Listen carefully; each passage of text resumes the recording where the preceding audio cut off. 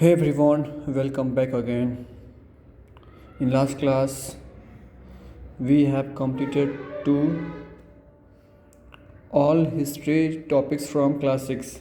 So today we will cover about class 7. Class 7 history, okay? Let's start. खलीफाओं के प्रभुत्व को स्वीकार करने वाला कौन सा मुस्लिम समुदाय था?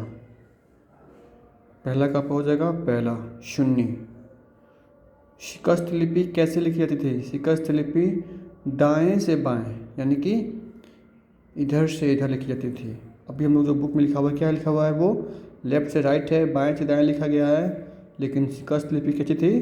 तो उसमें दाएं से बाएं यानी कि इसका उल्टा। भारतीय उपमहाद्वीप का मानचित्र कब बनाया गया था? तो भारतीय उपमहाद्वीप का मानचित्र आपका 1154 में बनाया गया था। मध्यकाल में राहट का प्रयोग किस कार्य के लिए किया जाता था? तो मध्यकाल में राहट का प्रयोग सिंचाई के लिए किया जाता था।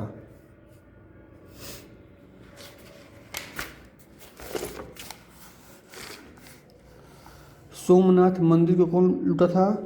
तो सोमनाथ मंदिर को महमूद गजनवी लूटा था। राज तरंगिणी किसके द्वारा लिखी गई है? राज तरंगिणी कल्हड़ के द्वारा लिखी गई है। पहले का पहला, दूसरे का भी पहला। ये देखते हैं आंसर कहाँ है इसका। पहले का पहले, दूसरा का भी पहला। पृथ्वीराज तृतीय और मोहम्मद गौरी के बीच युद्ध कब हुआ था? पृथ्वीराज तृतीय को पृथ्वीराज चौहान का भी कहा जाता है। तो इनके बीच जो है युद्ध 2 बार हुआ था। तराइन का पहला युद्ध 1191 में और तराइन का दूसरा युद्ध 1192 में। तंजावुर के बृहदेश्वर मंदिर का निर्माण किस चोल शासक के द्वारा किया गया था? तो इसका आंसर होगा राजराज प्रथम। 4 का थर्ड। 5वां है दक्कन के राष्ट्रकूट किसके शासन थे? तो दक्कन के राष्ट्रकूट कर्नाटक के चालुक्यों के शासन थे। राष्ट्रकूट शासक दंतीदुर्ग के बारे में निम्नलिखित कथनों पर विचार करें। उसने चालुक्य शासक को काट फेंका, उसने हिरण्यकर्ण नामक किया था। दोनों में से कौन सही है? दोनों में से आपका दोनों ही सही है। ठीक है।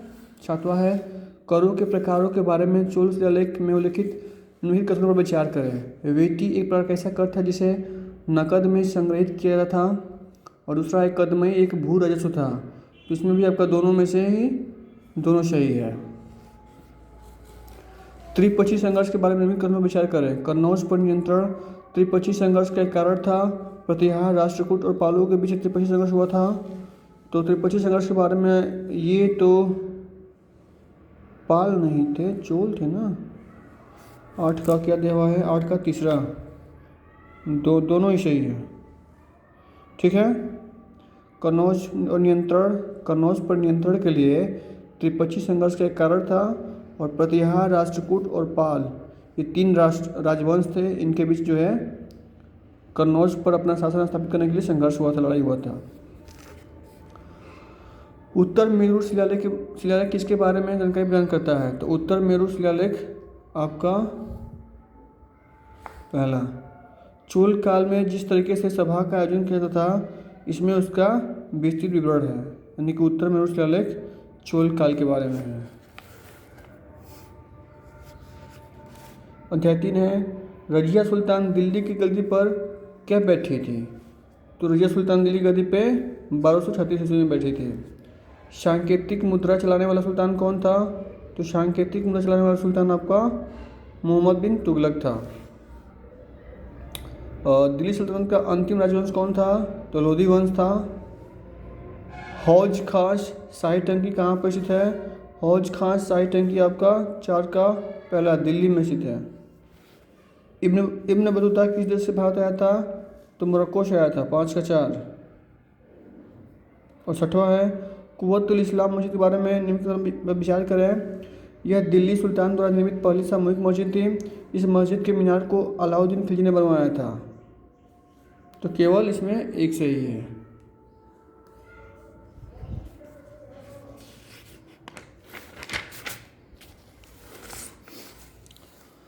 अकबर के द्वारा इबादत खाने का निर्माण किस समय किया गया था? तो फतेहपुर सीकरी में। खुर्रम किसका पुत्र था? तो खुर्रम आपका जहांगीर का पुत्र था।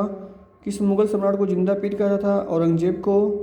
किस जनजाति ने मुगल शासकों को 17 बार हराया था? अहोम जनजाति। अहोम जनजाति ने मुगलों को 17 बार हराया था। बाबर ने भारत में मुगल शासन किस वर्ष में स्थापित किया था? बाबर ने भारत में मुगल शासन 1526 में इब्राहिम लोदी को हरा किया था। 1526 चौथा। ठीक है। छठवा है मुगल सम्राट बाबर के बारे में निम्न कथनों पर विचार करें।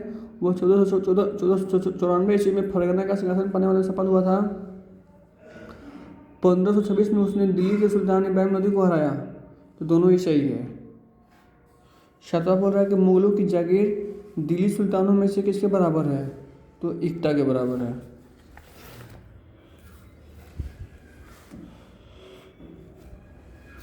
अध्याय 5 कुतुब मीनार की पहली मंजिल किसने बनवाई थी? तो कुतुबुद्दीन ऐबक ने। पहले का चौथा, फर्स्ट का 4। दूसरा है किस राजा ने कंदरिया महादेव के मंदिर का निर्माण करवाया था? तो राजा धंगदेव चंदेल ने। सेकेंड का भी फर्स्ट। थर्ड है दिल्ली स्थित जामा मस्जिद का निर्माण किस मुगल शासक ने करवाया था? तो शाहजहां। थर्ड का 4। चौथा है मुगल वास्तुकला से संबंधित पितरादुरा क्या है? तो पितरादुरा आपका संगमरमर अथवा बलुआ पत्थर को अलंकृत करने की तकनीक है। हौज ए सुल्तानी किसके द्वारा बनवाया गया था? हौज ए सुल्तानी आपका इल्तुतमिश के द्वारा बनवाया गया था। चर्च वाली गोथिक शैली का पहली बार निर्माण किया गया था फ्रांस में। चर्च वाली गोथिक शैली का पहली बार निर्माण आपका फ्रांस में किया गया था।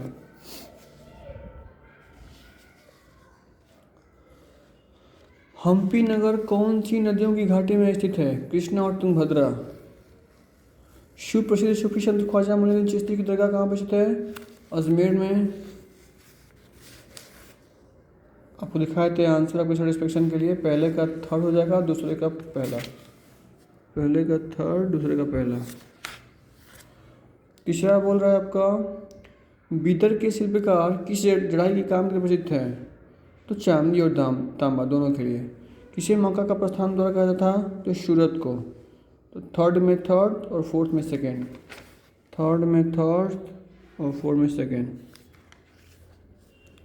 पांचवा है हम्पी के वास्तु वैभव के संबंध में निम्नलिखित कथनों पर विचार करें। हम्पी कृष्णा तुंगभद्रा के बेसिन में स्थित है। इसके निर्माण में किसी चूना पत्थर या किसी जोड़ने वाले मसाले का उपयोग नहीं किया गया था।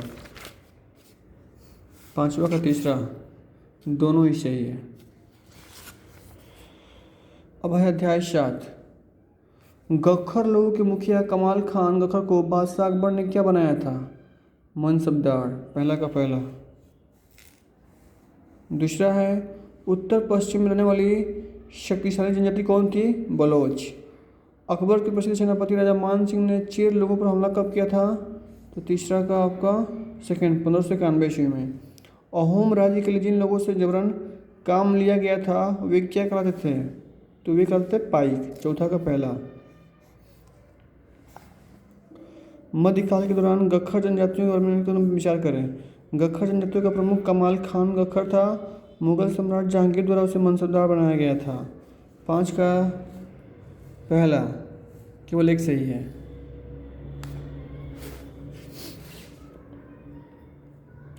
गुरु गोविंद सिंह ने खालसा की स्थापना कब किया था? तो फर्स्ट का आपका हो जाएगा 1699 ईस्वी में।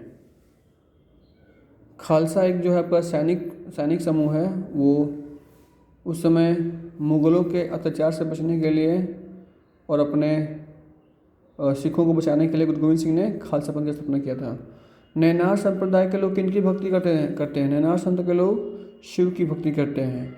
1606 ईस्वी में किस सिख गुरु को मृत्यु दंड दिया गया था? तो थर्ड का आपका सेकेंड, गुरु अर्जुन देव को। संग्राम शाह की उपाधि किसने धारण की थी? संग्राम शाह की उपाधि गोंड राजा अमनदास ने धारण की थी। मार्टिन लूथर ने बाइबल का अनुवाद किस भाषा में कराया था? तो मार्टिन लूथर ने बाइबल का अनुवाद जर्मन भाषा में करवाया था।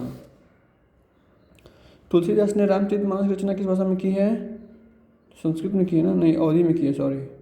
तुलसीदास ने रामचरितमानस की रचना अवधी भाषा में की है। और सातवां है कि 63 नैनार और 12 अलवार संत थे। दिव्य प्रभुधाम में नैनार के गीत संकलित किए गए हैं। इसमें से कौन सा सही है? 7 में तो पहला सही, केवल एक कि 63 नैनार और 12 अलवार संत है। और लास्ट है कि सूफीवाद के बारे में बताइए यह 15वीं और 16वीं शताब्दी के दौरान कश्मीर में फला फूला। यह सिलसिला शेख नूरुद्दीन वाला स्थापित किया गया था। 8 में कौन सही है? दोनों ही सही है। ओके फ्रेंड्स, तो आज के लिए इतना ही, क्योंकि वीडियो लंबा नहीं करना है। Thank you. मिलेंगे नेक्स्ट वीडियो में आपका चैप्टर अध्याय 9 से। जय हिंद।